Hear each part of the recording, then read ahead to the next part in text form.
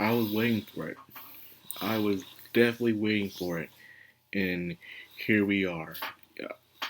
Usually, the big changes happen on episode 3, but instead of episode 5, something crazy happens with an anime. It's always been that old anime tradition where crazy stuff would happen on the third episode. But nope, it was the fifth episode of Nier Automata anime, and where we started seeing changes within the anime. Some commentators said maybe they did in order to have a better flow of it, where they have to do things where it's more adaptation to anime towards it being part of video game. Remember, rather you do the music part, you go straight to Pascal's village, and that was it. But instead, they did where who knows how many days pass, and we're told to deliver this to them. That was very interesting. You know, I do like how they did that. Some disagree with it, some like it. I'm on the side that I like it. Makes sense. They're passing days on, and things are just constantly going. They're spending time on Earth. They're, you know, building a bond. It's now the village. The village is heavily focused on this episode, and that's pretty much it. Well, they also stopped by the mall, which makes no sense. They went to the mall, but to get to the village, but the mall is on the other side where the village is at. So, like, why are they at the mall? Because that's where they met Emil. Because for some reason, Emil was inside of a machine, and technically that never made any sense. Why was Emil in the machine? Did someone just put him in there? It made no sense. But before I talk about Emil, let's just talk about the village. Was different. You know, they really want to please the fans of Nier Automata. They really do. And by doing that, instead they can't do none of side quests, but they did show Easter eggs of all the people you do side quests with, or ones you talk to. The one I just want to leave the room, the sisters, Jean Paul, the giant one. You see all of them there. You see Pascal, and he's talking. And this time Pascal goes into deep explanation of why he decided to, turn good. You know, in the past, we were all told it was BP, the robot from the original Nier game that was laying dormant inside a factory until one day it rose up out of the sky, and it sent out I guess a hacking wavelength to send messages to all the machines and tell them, there's a purpose in life, to live, survive, and then all machines start changing and having different thoughts and wanting to have treasures and stuff. But I guess it was different for Pascal. It was interesting how Pascal was before he is the one we know today.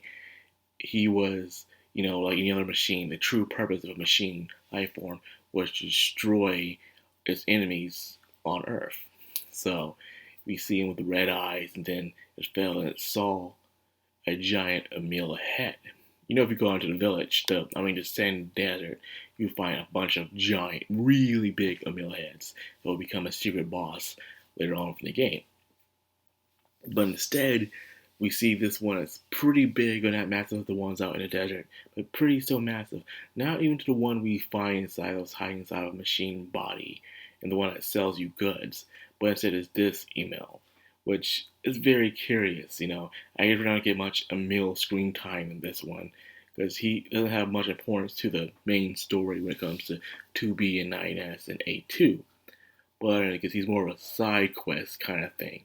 A lot of people see him more as just a side quest because he brings so much importance to the world's lore.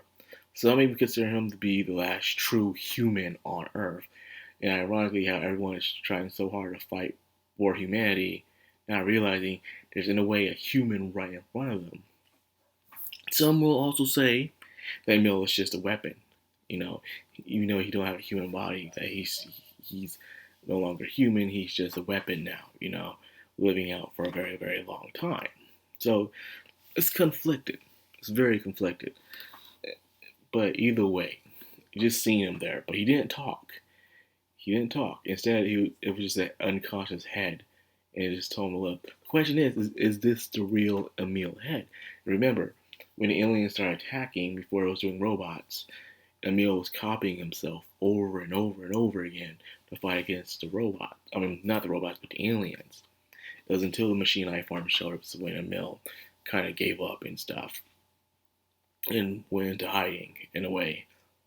So it makes you wonder, is this the real Emil head? Is Yoko Taro throwing us some more side content? And when somehow another way you can argue Emil is not human anymore is that he was 9S was able to hack into him and see his memories. We were to see Kaine, we were to see Grimoire Weiss, we were to see Nier himself and his, I guess, sister. Yes, Papa Nier doesn't exist anymore. They erased Papa Nier. Even though I prefer Papa Nier myself, they got rid of him. They yeeted him. He doesn't exist, I guess, anymore. Not in the anime.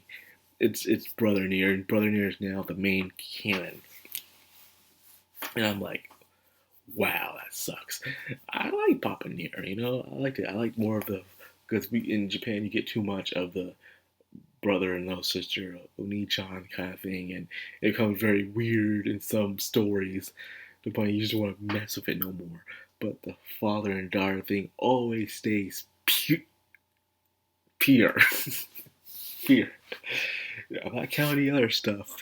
That can go away. mm. But that being said, um, it's interesting. By him doing that Emil did stop him from digging any deeper into it. He got what he needed. He was the weapon that was created a long time ago, but he wasn't really created to fight the aliens. Ironically, he was created to fight Legion, but he never did fight Legion. It was amazing, how hard it was to fight Legion when you think about it, because I know I'm getting off sidetracked, as I usually do, but I really thought about it.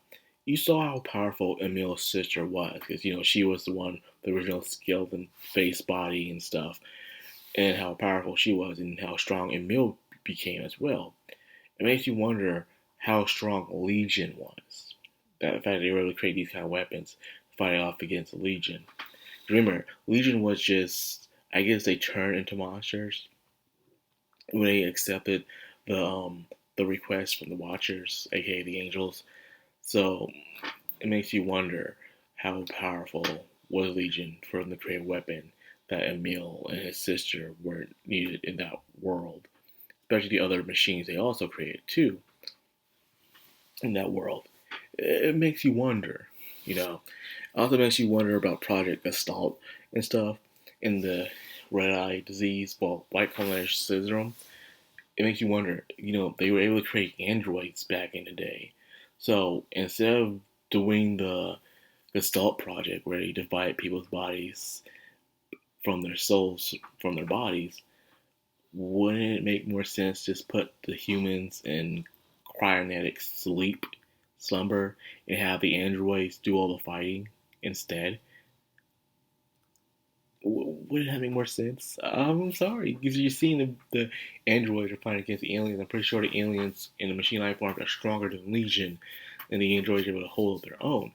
So wouldn't it make more sense for the androids just to use it to fight off Legion, and then, but then again, and then get rid of the white coronation stuff once and for all? We got rid of it, and then finally they just wake up the humans again.